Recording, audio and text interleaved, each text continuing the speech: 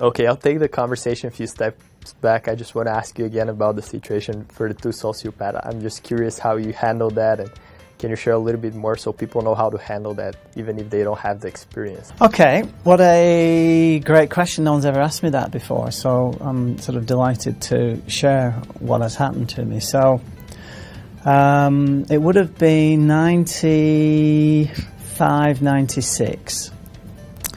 And through my immigration practice, I can tell you this because the guy is dead now, but through my immigration practice, this gentleman came into my life. His name was called Eddie Van Rossum, and he was a Belgian, an entrepreneur, a deal maker.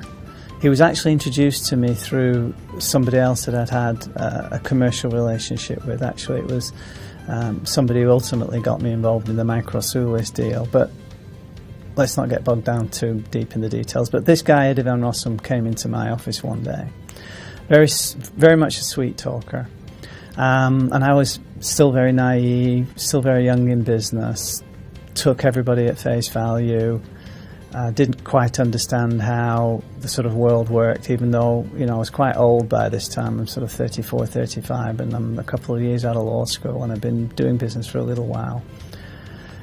So the long story short is that I agreed to help him in his trading business by giving him a kind of a business infrastructure. So I let him use my offices, I let him use my my administrative staff, and together we had this business where ostensibly I owned 50% and he owned 50%, but because I came into the business sort of after him, he still controlled the bank account. And my job was basically to document the deals that he was transacting, which were just trading deals, you know. He had a customer in Holland that would buy a lot of products for, say, Coca-Cola, printed products for Coca-Cola, promotional items and what have you. And so that customer in Holland was looking for a supplier in Hong Kong to find those type of Coca-Cola products. And Eddie Van Rossum and the company that we ostensibly shared together was responsible for sourcing those deals. So over the course of about 18 months, he put in, I'd say, 15 or 20 really quite considerable deals of size. He was a very good salesman, and he was dealing in Belgium and Holland mostly, and spoke the languages and understood the culture. And I was just playing a bit part in this, empowering all of this to happen. And it all came to a head one day when we'd received, I think, about $150,000 prepayment from a customer to pre-fund an order that Eddie was managing. And that afternoon he announced that he had to fly to Holland that evening in a hurry to go and take care of some immediately pressing problem. So off he went, and then that was, I think, on a Friday afternoon. On a Monday afternoon, I then got a telephone call, and it's from Eddie Van Rossum, and he's in Holland in prison. He's flown to Europe, and he's been arrested as he's tried to go into Belgium on an outstanding arrest warrant from another deal that was based on him bouncing checks, having been an insurance dealer previously.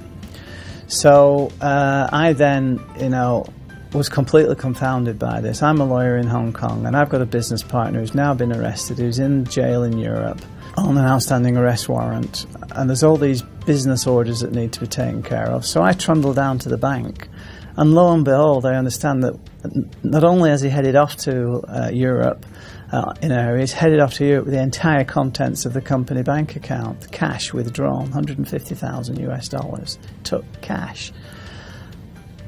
So that was the beginning of the end, really. I flew to Holland to try and, I think I put $20,000 to try and get him bailed. He didn't get his bail. I never got my bail back. Then all the customers, that were looking for their orders to be delivered started flying into Hong Kong. Eddie Van Rossum's sort of absent without leave. And then I, over time came to understand that he'd just been promising the world to everybody. The deals that he was transacting never had any profit built in. He was just going for the cash and getting the cash and then ultimately taking the cash.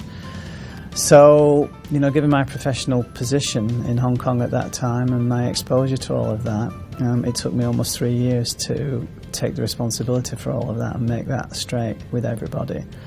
So they say sociopaths come into your lives and basically destroy them and leave a trail of destruction behind them, and that's exactly what happened with me. So I was very, very cautious based on that experience as to everybody else that I dealt with. But because that was the first time that I actually dealt with a real living, breathing sociopath close up, I thought, well, that's what they're all about, right? I'll be careful for those in the future. I'm not going to make that mistake again. So Eddie Van Rossum I can certainly name because he died in 2000 or something like that. I think, actually, what happened to him, if I understand the rumours properly, when he eventually got out of prison in Europe, he ended up trading with a whole bunch of Russians. And I suspect he probably engaged in a lot of the sort of shenanigans that he'd been engaging with me because, you can't teach an old dog new tricks. And I suspect that he probably got into some sort of trouble with his Russian partners, and his Russian partners would have had something to say about that. Because I did a Google search from a few years ago just to see where he was and what it was all about. And there was a reference which was in Flemish, I believe it was, part of the early internet, 2000 or so. There was this in memoriam posting to him that was had named his wife, and I think he had a child by then as well. So I was able to recognise that it was him, and then I did a Google Translate, and apparently, if I recall properly, it said he died in sudden circumstances. So it might well be that he ended up in trouble with his Russian partners and never saw the light of day after that. But anyway, that was Eddie Van Rossum. And then the other one was, I need to be a little bit more couched about. I'm certainly not going to mention the name, but I was involved in a business transaction where originally I was dealing with one set of people that I'd been able to forge a trust relationship with over a few years before I actually jumped into the deal. And then the nature of that deal changed over time, and the new party came in, and that new party came in the US and started to change the attitude of my original partners towards my contribution to the deal. So in the final analysis, what happened was that this particular individual embarked on let's say a path of destruction in his own terms of reference that really started with me and ended up in sort of history. If you look back, I was the first to go, and there was a number of others that sort of, ended up being moved out of the venture one way or another, and all of that started when this person came into the deal. And to the best of my understanding, that person is still very much in the deal, and the destruction that which resulted as a result of him having some power and him having control and being able to do things has led to many other broken hearts, should I say, along the way. It's a long time ago since that happened to me, but that was a sociopath via the back door.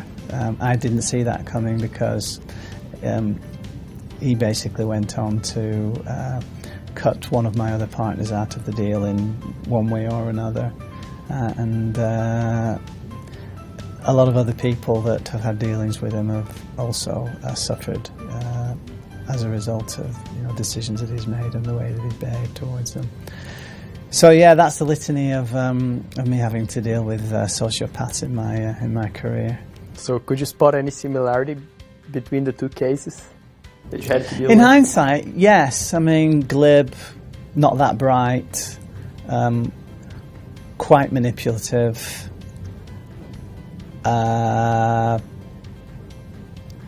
very glib but puts you at ease and at comfort, and then all of a sudden, bam, you've had your goodwill used against you, and then suddenly you're fighting, if you will. Now, that's all part and parcel of my ultimate story, and my story is that I was not going to be rolled over. So even though this sociopath came in via the back door, ultimately I didn't end up getting rolled over, which was the most important thing for me. Yes, I had to start again. Yes, it cost me dearly, but I didn't get rolled over. And so the first sociopath told me never again. The second sociopath, as I say, was outside of my control because it came via the back door. But certainly the results of the first experience I was able to manage my response to the second experience. So hopefully I'm not going to face those challenges again. I've had run-ins with 2 or 3 sociopathic clients that have revealed themselves to be that way. But because I can see that behaviour and I know what it's all about, even if they're clients, I know how to manage it, and I'm able to, close those problems down and not allow the destructive tendencies that exist there to actually,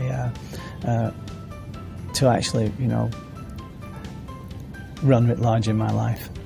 That's great lessons that you had to learn early on in your career, so you can, spot them as they try to root themselves out. Yeah, people don't understand, they it's a little bit of sort of crib psychology here. I don't think people realise just how endemic sociopathic behaviour is, because there's many grades and shades of sociopathy, right? And in my business, you get to see what they're all about, because in the immigration world, if let's say you're a normal human being, if I can put it like that, you think a particular way and you present your circumstances in a particular way.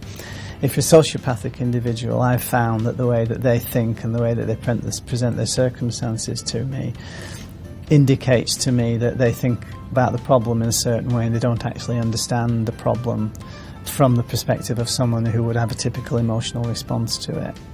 Normally, if I'm discovering sociopathic tendencies in an immigration client, normally those clients, and if you have these behavioural characteristics, it's not for me to suggest that you're a sociopath at all, but what I've discovered is that the sociopathic clients in the immigration space tend to reveal themselves to me by ultimately not really having respect for the rule of law or having much respect for the circumstances that they're in.